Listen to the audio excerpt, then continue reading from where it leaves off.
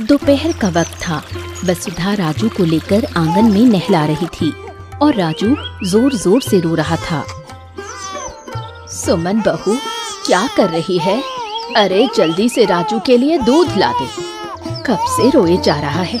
इसे नहलाया है, लगता है इसे भूख लग गई है। जल्दी से दूध लेकर आ।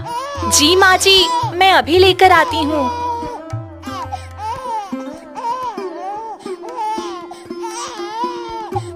फिर थोड़ी ही देर में सुमन दूध लेकर आती है। ये लीजिए माँ जी, मैं दूध गर्म करके ले आई हूँ। दूध ज्यादा गर्म तो नहीं है बहू? नहीं नहीं माँ जी, दूध ज्यादा गर्म नहीं है, मैं अच्छे से चेक करके लाई हूँ। अच्छा ठीक है, ला जल्दी। तभी अर्चना आती है और दूध की बोतल छीन लेती है। ये क्या कर रही है बहू? राजू को भूख लगी है और तूने दूध की बोतल क्यों छीन ली? माँ जी, आप क्या कर रही हैं? मैंने आपको कितनी बार कहा है, इस बांझ के हाथ से मेरे बच्चे को दूध मत पिलाया करिए। अगर कहीं मेरे बच्चे को कुछ हो गया तो इनको तो खुद के बच्चे हैं नहीं, कहीं मेरे बच्चे को भी बुरी नजर ना लग जाए। ये कैसी बातें कर रही है अर्चना? ये भी तो मेरे बेटे जैसा है और मैं भला इस पर बुरी नजर क्यों डालूंगी? तुम ऐसी बात क्यों कर रही हो? हाँ हाँ, मैं अच्छी तरह जानती हूँ। अरे आपको बच्चा नहीं है, इसलिए आप मेरे बेटे को देखकर जलती हो, ताकि मेरा बेटा भी इस दुनिया में ना रहे।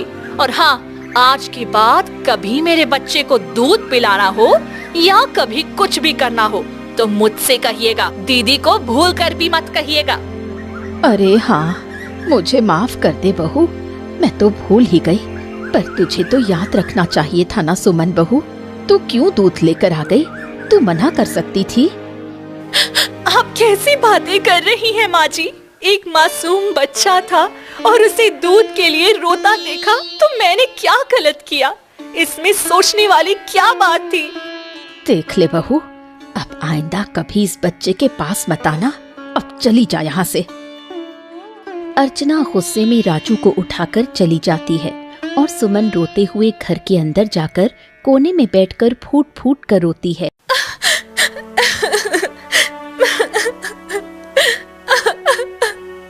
कोई मेरे साथ नहीं है। क्या हुआ भाग्यवान? क्या हो गया? अरे भाई, तुम इतना रो क्यों रही हो? क्या बात है? इसमें मेरी क्या गलती है? भगवान ने मेरी गोद सोनी रखी, मुझे माँ बनने का सुख नहीं दिया। इसमें मेरी क्या गलती है? अर्चना हर दिन अपने बच्चों को लेकर मुझे ताना देती रहती है। इतना मासूम बच्चा देखकर मेरे अंदर की ममता फूट पड़ती है, लेकिन वह मेरी भावना समझने को तैयार नहीं है। ऊपर से माँ जी भी मुझे भला बुरा कहती रहती हैं। देखो भाग्यवान, भगवान ने सबको मुंह दिया है तो वो उसका उपयोग करेंगे। अरे जो कहना है कहने दो। एक कान से सुनो, दूसरे कान से निकाल दो। मैं तुमसे प्रेम करता हूँ और तुम्हें कभी तकलीफ नहीं होने दूंगा, ठीक है? ये सब बातें छोड़ो, जिसको जो कहना है कहने दो। कुछ तो लोग कहेंगे, तुम्हारा काम है सुनना और दूसरे कान से निकाल देना, है ना? एक आप ही मेरा दर्द समझते हैं, वरना घर में तो सब मुझे ही गलत ठहराते हैं और कोई मेरी तकलीफ समझने को तैयार भी नहीं है।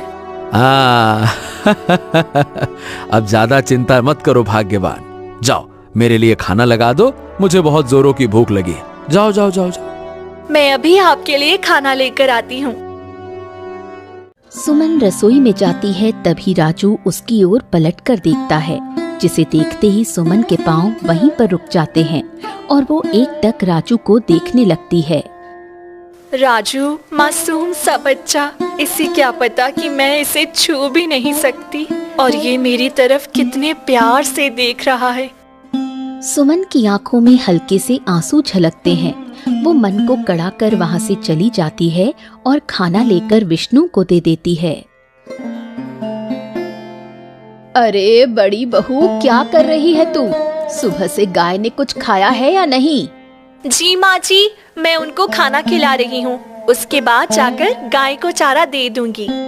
माँ, मैं जाकर गाय को चारा दे आता हूँ और तुम इसे क्यों परेशान करती हो? हाँ? अरे तो ये दिन भर क्या करेगी? घर में सिर्फ खाकर सोई रहती है। जाकर थोड़ा खेत का काम भी कर ले और गाय का भी ध्यान रखे। नहीं तो वैसे भी 10 सालों से बैठकर खा रही है। एक बच्चा भी पैदा करके नहीं दे रही, जिससे हमारा वंश आगे बढ़े। अरे बस करो माँ, बस। हर दिन बस यही ताना मारती रहती हो। दिन में 10-10 बार यही बातें। बस करो अब। देखो, समय के साथ हो जाएगा जो होना होगा। तुम क्यों इतनी फिक्र करती हो? किसके हाथ में है ये सब, बताओ? अरे कब होगा? तुम्हारे साथ जितनों की शादी हुई थी सबको देखो 2-2, 3-3 बच्चे हो गए हैं। तुम्हारा तो अब तक एक का भी पता नहीं चला। सुमन की आंखें भर आईं। वो बिना कुछ कहे वहां से चली गई और गायों को चारा देने लगी। देखो माँ, तुम तो मेरी माँ जैसी हो। तुम मेरी तकलीफ समझ सकती हो। कोई मुझसे प्यार नहीं करता है। सब मुझे बांझ कहकर ताने देते रहते हैं। अब तो जीने की भी इच्छा नहीं होती है। सुमन गायों को चारा देती है और वहीं बैठकर फूट फूट कर रोने लगती है। कोई मेरे साथ नहीं है। अरे वो गाय को चारा देने गई थी कि वहीं सो गई? अरे घर का खाना कौन बनाएगा? जाकर सारा खाना बना दे और उसके बाद आकर मेरे पैर भी दबा देना। मेरे पैर में बहुत दर्द हो रहा है। माँ जी, मैं सुबह से घर के सारे काम कर रही हूँ और खाना भी बना दूंगी। तब तक पाँव दबाने वाला काम अर्चना को कह दीजिए, वह आपका पैर दबा देगी। मुझे तो बर्तन साफ सफाई करने में भी बहुत वक्त लग जाएगा। कैसी बातें कर रही है तू? अर्चना दिन भर राजू को संभालती है, उसी में व्यस्त रहती है और तू तो कुछ करती नहीं है। तो ये सब काम तो तुझे ही करने पड़ेंगे। जल्दी जल्दी सारा काम खत्म कर ले और फिर मेरे पैर दबाने आ जाना। वसुधा वहाँ से चली गई। पता नहीं माँ जी को क्या हो गया है। इतना भेदभाव कैसे कर सकती हैं मेरे और अर्चना के बीच। समय बीतता है।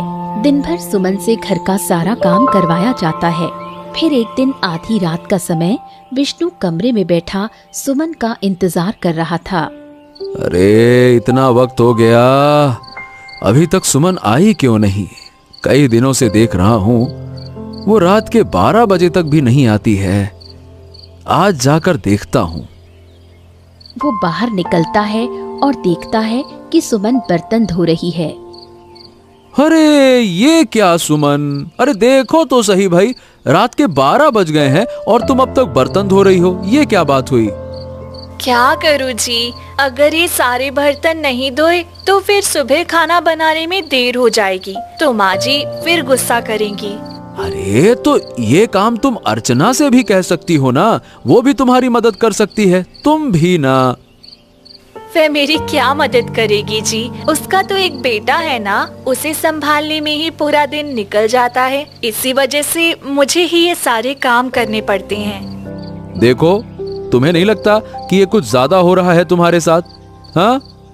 हाँ हाँ, इसमें ज्यादा क्या है जी? जब भगवान ही मेरी कदर नहीं करते तो मैं इंसानों से क्या उम्मीद रखूं? अगर भगवान ने मुझे एक औलाद दे दी होती तो शायद मेरी भी घर में उतनी ही इज्जत होती जितनी अर्चना की है।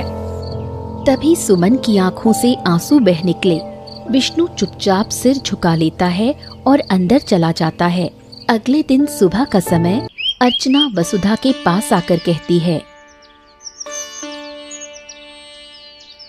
माँ जी देखो, मेरा राजू अब थोड़ा ठीक है। मैं तो थोड़ा घर का काम कर सकती हूँ। आप राजू का ध्यान रखिएगा, लेकिन हाँ ध्यान रखिएगा कि दीदी इसे छुए ना, क्योंकि उनका लाया हुआ पानी से भी मैं अपने राजू को नहलाना पसंद नहीं करती। पता नहीं वे अपने पानी में कोई काला जादू करके मेरे राजू पर डाल दे। मुझे उन पर बिल्कुल भरोसा नहीं है। ठीक है बहू, मैं सुमन को नहीं दूंगी राजू, तुम निश्चिंत रहो। फिर अर्चना कुएं से पानी लेने जाती है। तभी राजू अचानक जोर जोर से रोने लगता है। अरे ये क्या? अभी तो चुप था, अब अचानक इतना जोर जोर से क्यों रोने लगा? क्या हुआ मेरे लाल? उठ जा, क्या हुआ? तुझे भूख लगी है क्या? रुक जा, मैं अभी दूध लेकर आती हूँ। वो दूध देती है पर राजू फिर भी चुप नहीं होता। उधर गौशाला में सुमन गायों को चारा दे रही थी, तभी उसे राजू के रोने की आवाज सुनाई दी। ये तो राजू के रोने की आवाज लग रही है, लगता है अर्चना घर पर नहीं है। वो भागकर राजू के पास आई। माँ जी, क्या हुआ? राजू इतना रो क्यों रहा है? पता नहीं बहू, देखो ना, अर्चना तो कह कर गई थी इसका ध्यान रखना। मैं दूध भी दे रही हूँ पर ये पी ही नहीं रहा और रोए जा रहा है। पता नहीं इसे क्या हो गया है।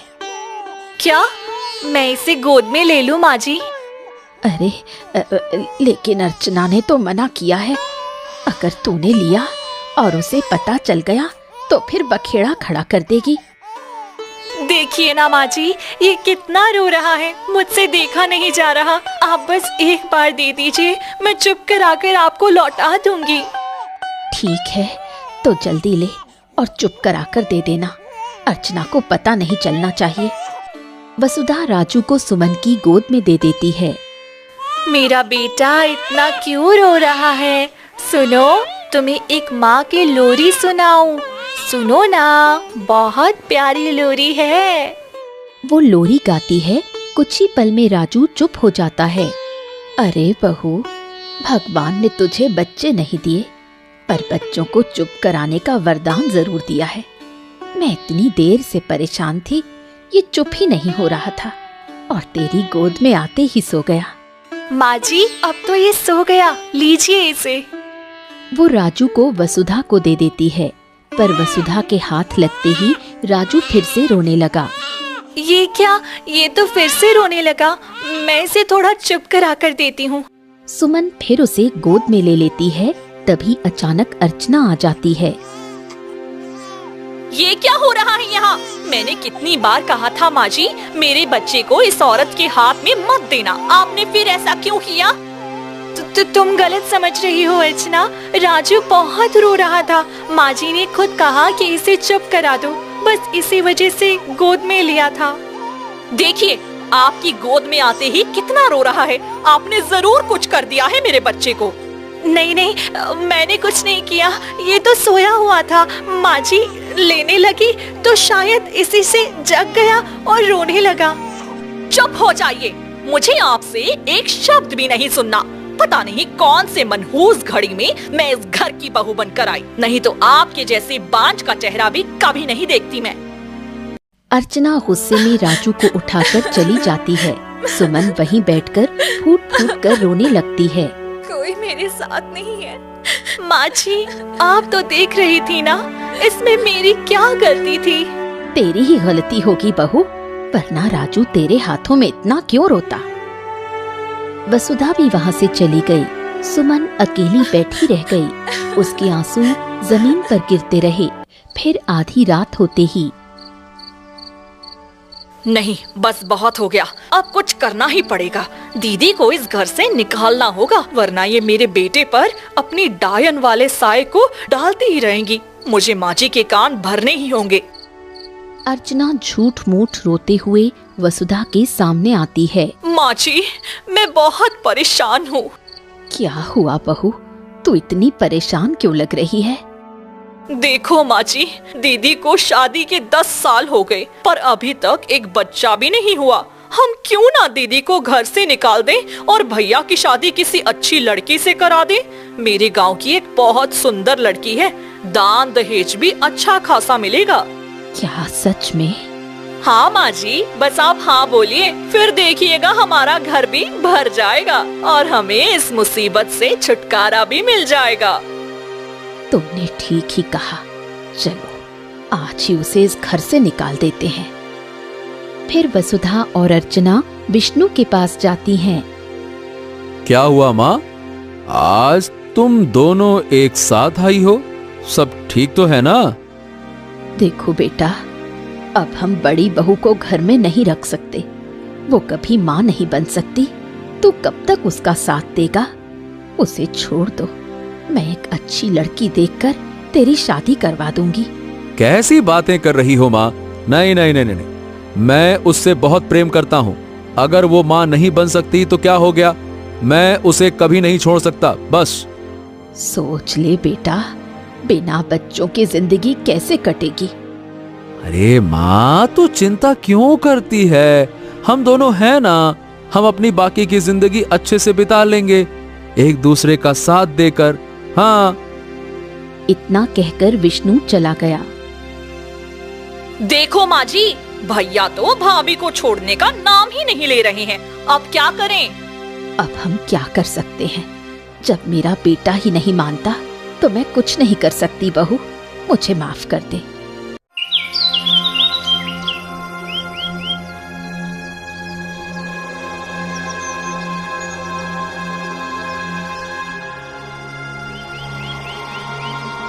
हे भगवान, मेरे बेटे को क्या हो गया माँ जी? देखिए ना, इसे बहुत तेज बुखार है, कुछ कीजिए माँ जी। ये कैसे हो गया? कल तक तो ये ठीक ही था, फिर अचानक आज इसकी इतनी तबीयत खराब कैसे हो गई?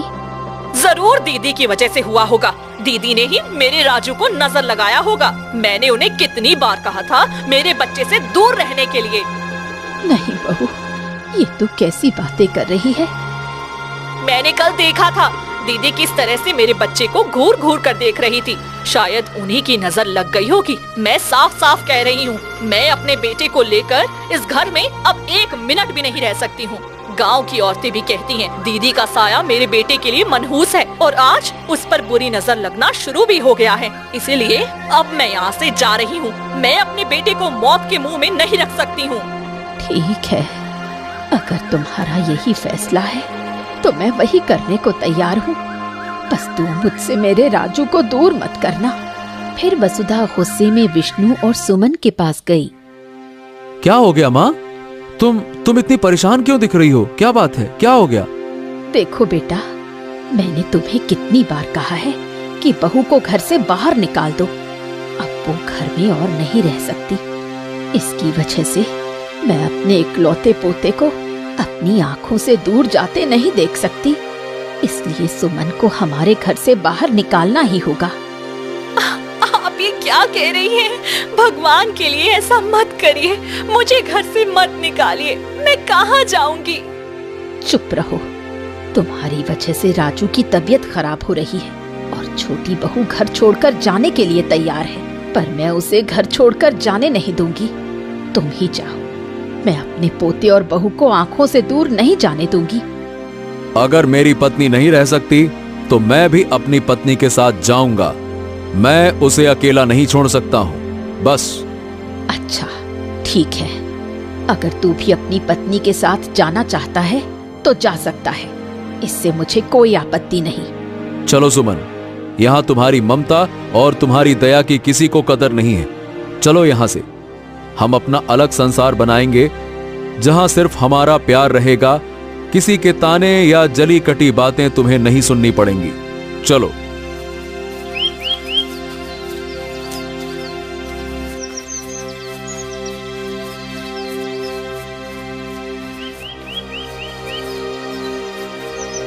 देखा, मैंने जो सोचा था वो कामयाब हो ही गया। आखिर मुझे इस बोझ से छुटकारा मिल ही गया।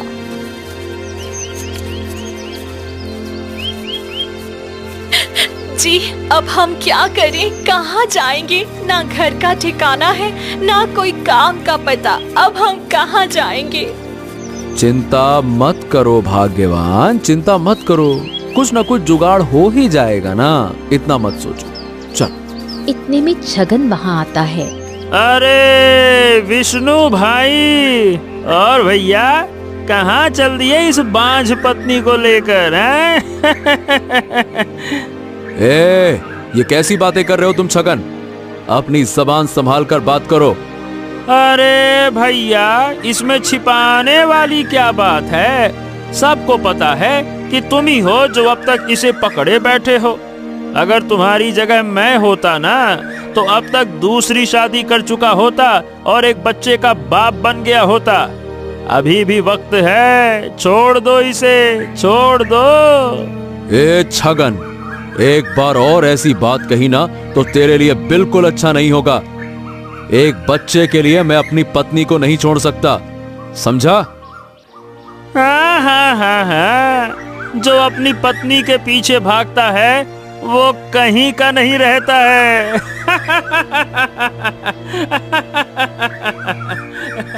छगन हंसते हुए चला जाता है।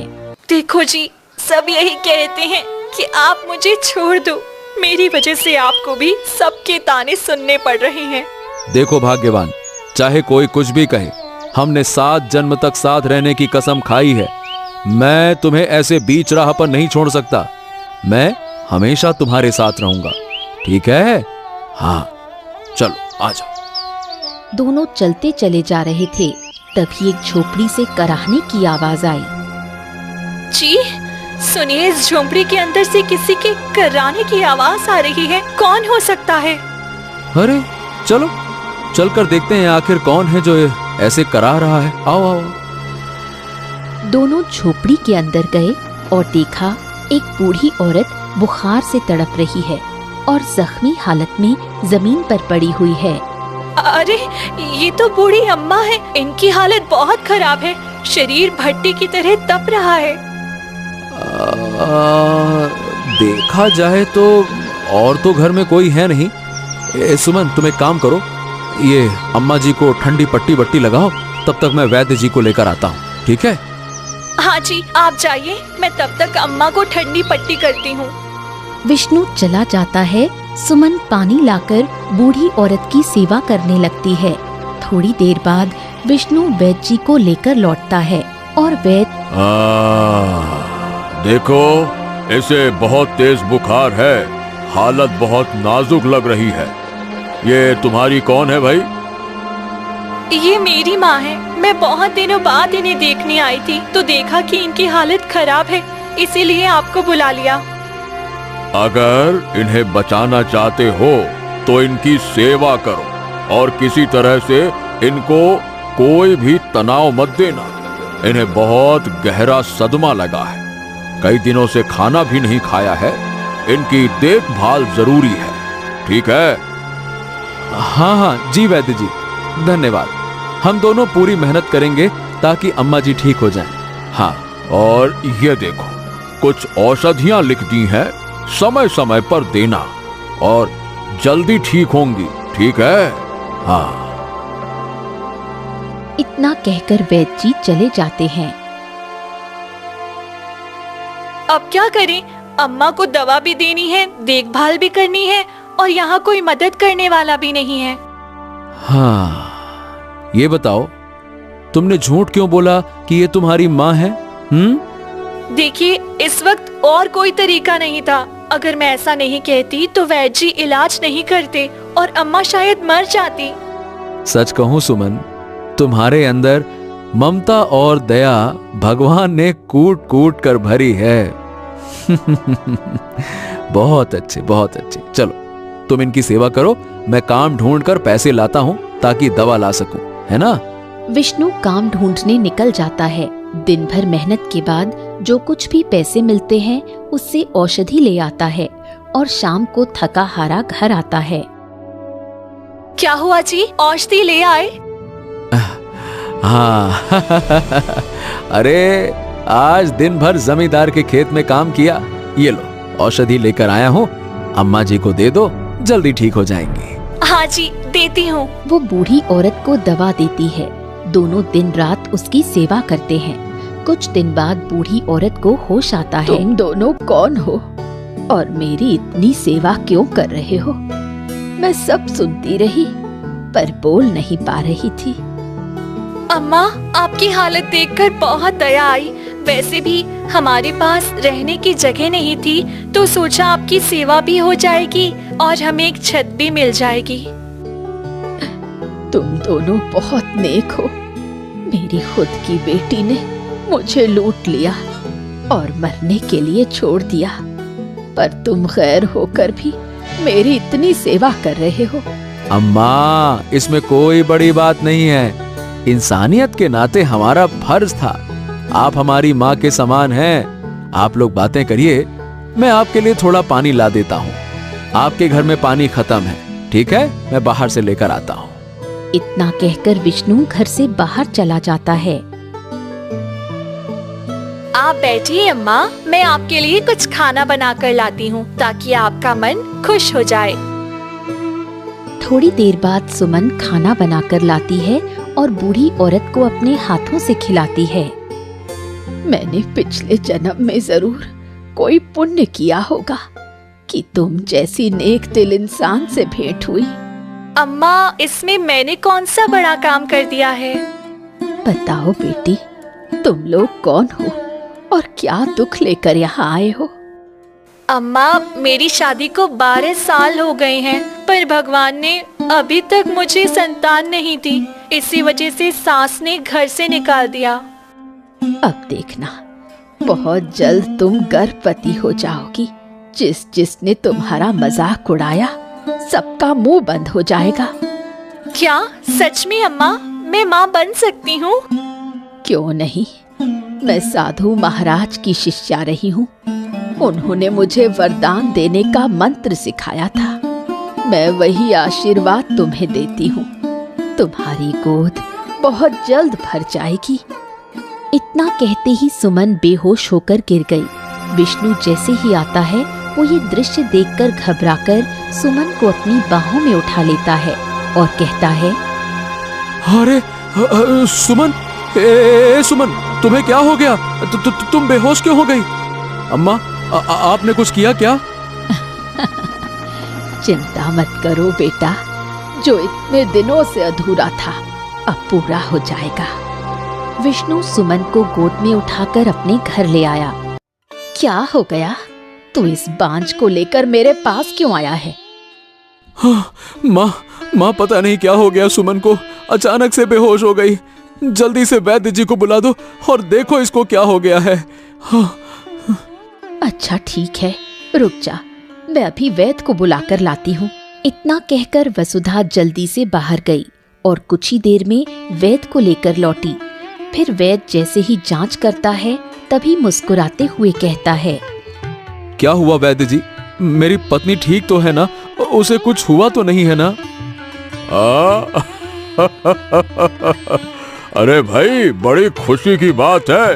आपकी पत्नी गर्भवती है, वो माँ बनने वाली है। क्या ये कैसे हो सकता है? इसकी शादी को 12 साल से ऊपर हो गए, फिर ये कभी माँ नहीं बनी, अचानक अब कैसे माँ बन गई? बहन जी, कभी कभी ये चमत्कार भी हो जाता है। जब भगवान किसी माँ की पीड़ा नहीं देख पाते तो वो खुद उसका आंचल भर देते हैं। होता है ऐसा। आपका बहुत बहुत धन्यवाद भगवान, आपने मेरी बड़ी बहू की गोद भर दी। बेचारी ने बहुत कष्ट झेले थे इस दिन के लिए। क्या सच में मैं पिता बनने वाला हूँ? मुझे तो यकीन नहीं हो रहा है। माँ।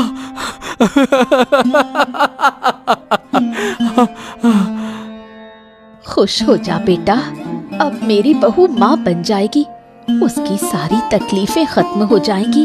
अब गांव समाज के ताने भी बंद हो जाएंगे। सब तेरी बहू की तारीफ करेंगे। इतने में सुमन को धीरे धीरे होश आया। क्या हुआ मुझे? मैं यहाँ कैसे आ गई थी? माँ जी फिर गुस्सा करेंगी। नहीं बहू, अब डरने की कोई बात नहीं है। तू अब माँ बनने वाली है। क्या? मैं माँ बनने वाली हूँ? ये कैसे हो सकता है? मुझे भी यकीन नहीं हो रहा, लेकिन लगता है भगवान ने मेरी सुन ली। तेरी गोद भर दी बेटी। भगवान का लाख लाख धन्यवाद, जो उन्होंने मेरी ममता को अधूरा नहीं छोड़ा।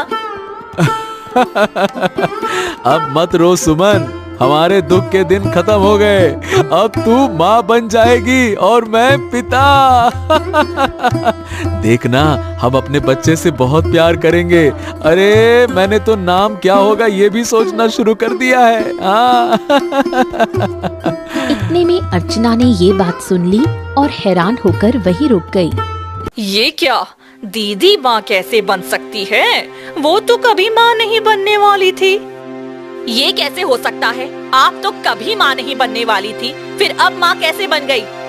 अर्चना बहू, अब ऐसी कोई बात मत बोल जिससे खुशी का माहौल खराब हो जाए। देखो किस्मत ने कैसे करवट ली है। मेरी बहू की झोली अब भर गई है। धीरे धीरे 9 महीने बीत गए। सुमन ने प्रसव के बाद एक सुंदर से बेटे को जन्म दिया। अरे वाह, ये मेरा पोता इतना सुंदर, ये तो सचमुच भगवान राम का अवतार लग रहा है। ये इतना सुंदर है, मुझे तो यकीन ही नहीं हो रहा कि ये मेरा ही बेटा है। ये सब हमारे पुण्य कर्मों का फल है सुमन। देखो, हमने उस बूढ़ी अम्मा की कितनी सेवा की थी, शायद उनकी दुआ आज सच हो जाए। हाँ, उस बूढ़ी माँ की वजह से मैं माँ बनी हूँ। उन्होंने अपनी सिद्धि की दुआ मुझे दी। हाँ, वो सच में बहुत महान थी। हमें अपने बेटों को लेकर उनके पास जाकर आशीर्वाद लेना चाहिए। इतने में अर्चना रोते हुए वहाँ आई। दीदी, मुझे माफ कर दीजिए। मैंने आपको बहुत कुछ कहा, बहुत बुरा भला, लेकिन आज देखिए आपका बेटा कितना सुंदर और स्वस्थ है, जबकि मेरा बेटा तो हमेशा बीमार रहता है।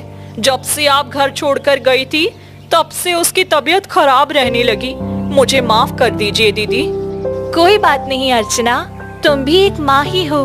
बच्चों के लिए तुम्हारा डर और गुस्सा स्वाभाविक था। मैं तुम्हारी बातों का बुरा नहीं मानती। अब सब भूल जाओ। हम सब एक परिवार हैं और अपने बच्चों के साथ खुश रहेंगे।